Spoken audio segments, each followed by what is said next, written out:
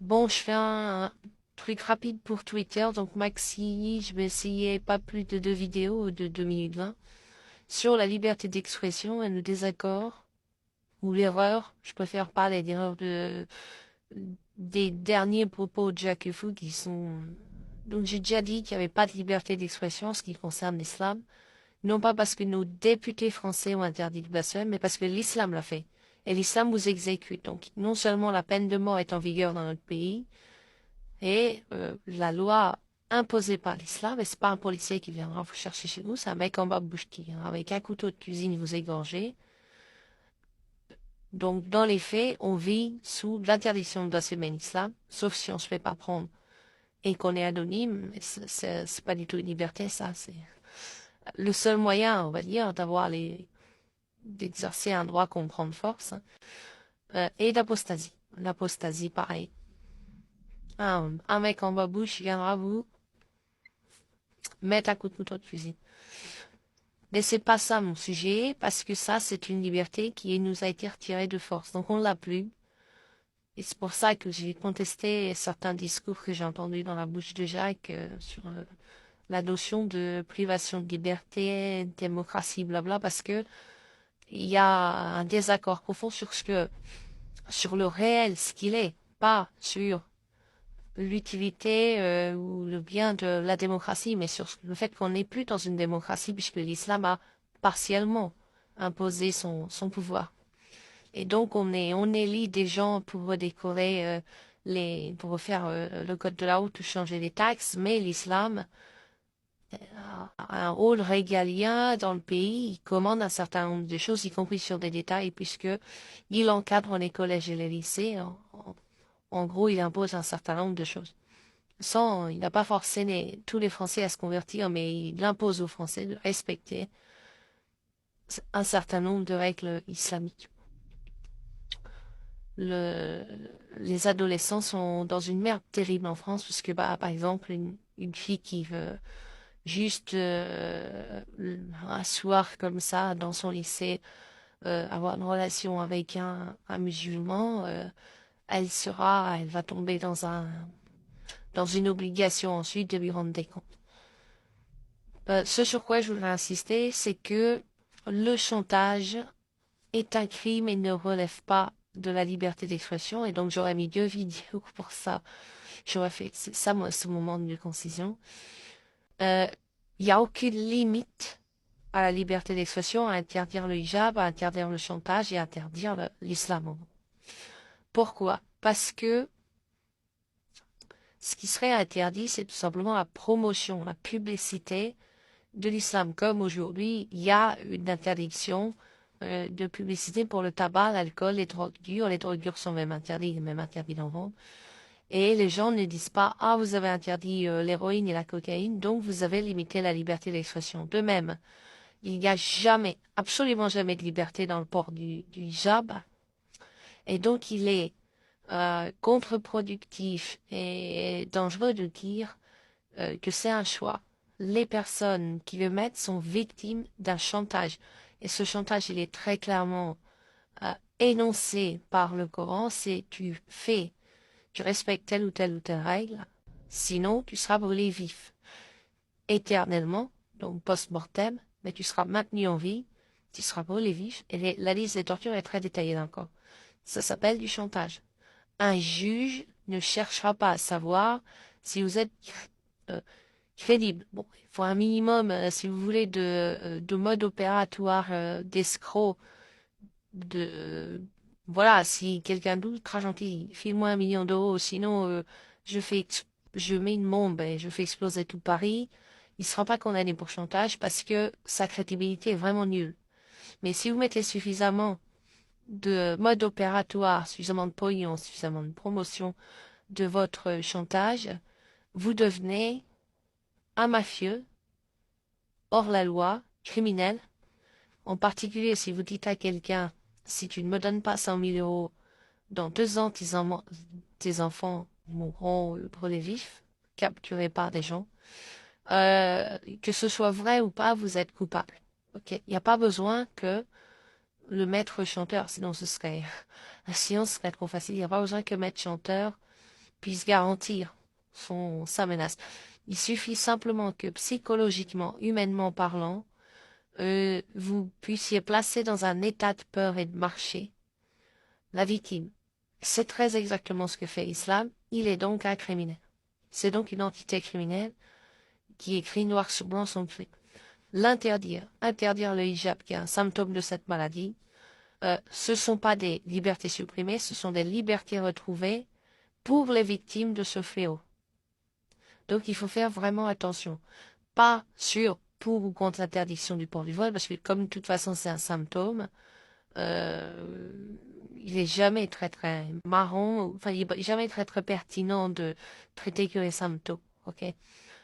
Mais par contre, je sais que c'est paradoxal, mais en pratique, interdire le hijab, c'est libérer partiellement, c'est redonner une liberté partielle, hélas, à des personnes victimes d'un très grave crime et qui ont été donc attrapées, infectées par une superstition venant de l'extérieur, donc venant du criminel, et qui les ont et dont elles auront énormément de mal à être débarrassées. Si vous voulez, c'est comme si, dans une époque avancée, en 3000, on avait des produits hypnotiques qui vous déclenchent des phobies par simple... vous mettez un peu de poudre dans le verre de votre voisin et vous lui déclenchez une phobie, eh bien c'est pareil. Voilà. Et les phobies, ça va très loin. Si quelqu'un qui a la phobie de l'avion, par exemple, vous ne ferez pas monter dans un avion. Enfin, si vous voulez prendre l'avion parce que c'est absolument indispensable avec cette personne, faudra l'attacher. Elle fera peut-être une crise cardiaque. Mais la phobie de brûler vif post-mortem si vous ne pétez pas le hijab, si ceci, si cela, c'est une réelle... Vous avez réellement estropié, mutilé une personne de façon durable. Et au nom de cette peur, enfin du fait de cette peur, pas au nom, hein, mais du fait de cette peur, il y a des trucs qu'elle pourra plus faire. Elle pourra plus quitter son job, elle pourra plus... bref, elle aura une... Ça la hantera, ce sera une hantise permanente toute la vie. Normalement, à la base, d'ailleurs, l'islam a été inventé pour passer les gens en mort cérébrale. Donc, c'est cohérent avec son but. De ce fait, quand vous mettez des structures en place pour interdire aux gens que la phobie déclenchée par l'extérieur par un criminel les oblige à faire, vous faites déjà un pas vers plus de liberté. Vous aidez ces gens partiellement, hein, c'est imparfait et tout, à retrouver une liberté. Tous les gens dans l'éducation nationale vous diront que le hijab interdit à l'éducation nationale à l'intérieur des écoles, sauf ceux qui ne respectent pas. Il y en a quelques-uns dans les banlieues qui sont sous tutelle de Daesh, à Roubaix, à Trappes, etc. Mais globalement, c'est respecté dans les autres établissements, sauf ceux qui appartiennent déjà à des territoires islamiques bien profondément commandés. Hein. Il y a des territoires qui sont encore proto-islamiques, mais pas sous réelle tutelle de l'islam, de Daesh. Ceux-là, ça va, là, il y a ce qui est. Mais ceux qui sont vraiment sous tutelle, ça passera même pas dans les médias, les journalistes n'ont même pas le droit d'aller dans des établissements scolaires pour dénoncer le truc et le film. Mais tout le monde vous dira que c'est vraiment une liberté retrouvée. Évidemment, les personnes, elles n'ont pas l'eau, elles vont pas vous dire qu'elles sont d'accord, mais au fond d'elles, elles rêvent qu'on leur interdise de mettre l'hijab parce que ça les dispense de commettre un péché en le décidant elles-mêmes. À partir du moment où c'est une obligation légale dans un pays, vous en avez quand même une bonne partie qui dit, oh, je quitte mon voile, c'est mon hijab parce que c'est une obligation, et du coup, je commets pas un péché. Et ça les répare, ça leur permet de relativiser. Vous voyez, après, je ne vais pas rentrer dans les détails. Je pense que tout le monde peut comprendre que c'est partiel, mais quand même un bon partiel, c'est-à-dire une bonne proportion d'aide dans cette mesure. Et donc, du fait de la mauvaise présentation faite, par exemple, en tout cas l'impression que ça donne, hein, de la team Jacques Fou, on a l'impression, en tout cas, il le qualifie comme ça, que interdire le hijab serait priver d'une liberté. Non, pas du tout. C'est comme si vous prenez, c'est comme si vous interdisez un produit, vous interdisez un médicament qui tue. Voilà, un produit chimique qui tue. Toute personne qui l'absorbe meurt en 3 secondes. Eh bien, et surtout les gens le savent pas, c'est pas clair dans leur tête, etc. Eh bien, en interdisant ce produit, vous les privez pas vraiment d'une liberté. Vous leur permettez de retrouver, enfin, d'éviter vous leur économisez du temps.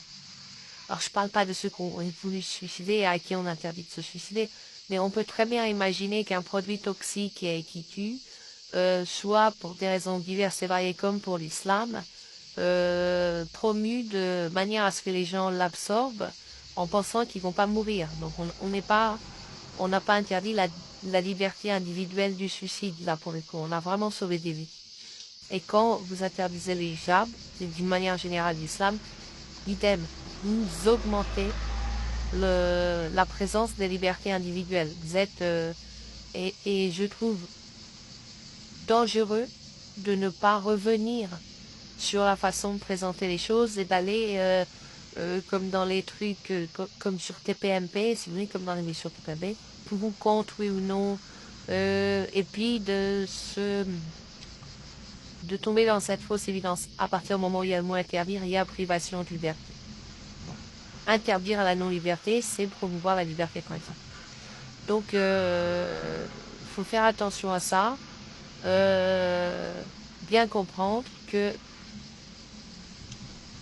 la démocratie commande d'interdire le liberté. Un vrai esprit démocrate, libéral, va déduire d'une bonne connaissance de la situation que si on veut préserver la démocratie, il faut interdire le hijab indépendamment de toute autre chose. C'est si vous voulez actuellement, le fait qu'une fille ait le droit, entre guillemets, de porter le hijab, c'est une privation de liberté. Il faut toujours prendre garde à qui a le pouvoir. Le pouvoir ne vient pas que du législateur et du gouvernement. Il vient des entités qui s'imposent par la force aussi. Par exemple, la nature s'impose par la force. Et la nature vous prive d'une liberté, celle de voler dans les airs en chantant comme un oiseau, en battant des bras. Bon, personne n'aurait l'idée de dénoncer la nature, puis je pensais que c'est peine perdue. Elle va pas rendre de compte et elle va même pas envoyer de lettres pour dire qu'elle n'accuse pas à exception de l'autre. Bah, l'islam s'impose par la force et il prive de manière très profonde et très constante et quotidienne et partout en France quasiment maintenant, les gens partiellement de liberté. Donc chaque fois qu'il va reculer, ce seront des libertés auxquelles on avait légitimement droit dans les droits de l'homme dans la Constitution qui vont être retrouvées. Mais pour empêcher l'islam d'aller contre la démocratie, il faut l'interdire. Vous n'allez pas convaincre les gens devant une menace d'être brûlés vifs. C'est comme... c'est la question, si vous voulez, je vais faire une autre métaphore. C'est la question du rapt d'enfants. Et puis vous avez des parents qui sont dans un dilemme. On appelle la police ou on obéit au ravisseur. Oui, c'est cette question. Elle est très simple. Le mieux ça aurait été que les enfants soient pas kidnappés. Mais si quelqu'un vient vous dire tu as la liberté de ne pas croire ou tu as la liberté de croire que les ravisseurs vont tuer tes enfants, il va présenter la chose d'une mauvaise manière. Le hijab, c'est exactement pareil. Vous ne pouvez pas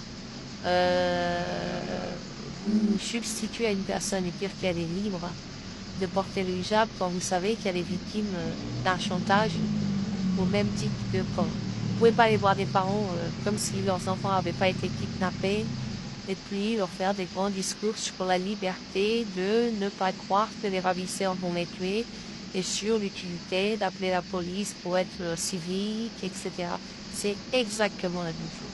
Il n'y a pas de possibilité, et c'est là où il y a une erreur très grave de la team qu'on voit en ce moment à JLF, Jean-Jacques Lecou, Cassius et puis Amiens, tout ça. Vous ne pouvez pas présenter le truc en disant pour, contre, univers.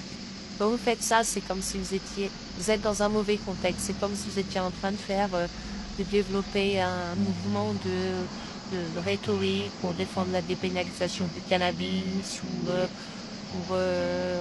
contre la PMA. Enfin, quand vous faites ça, vous n'êtes pas du tout sur le sujet. Vous êtes à côté.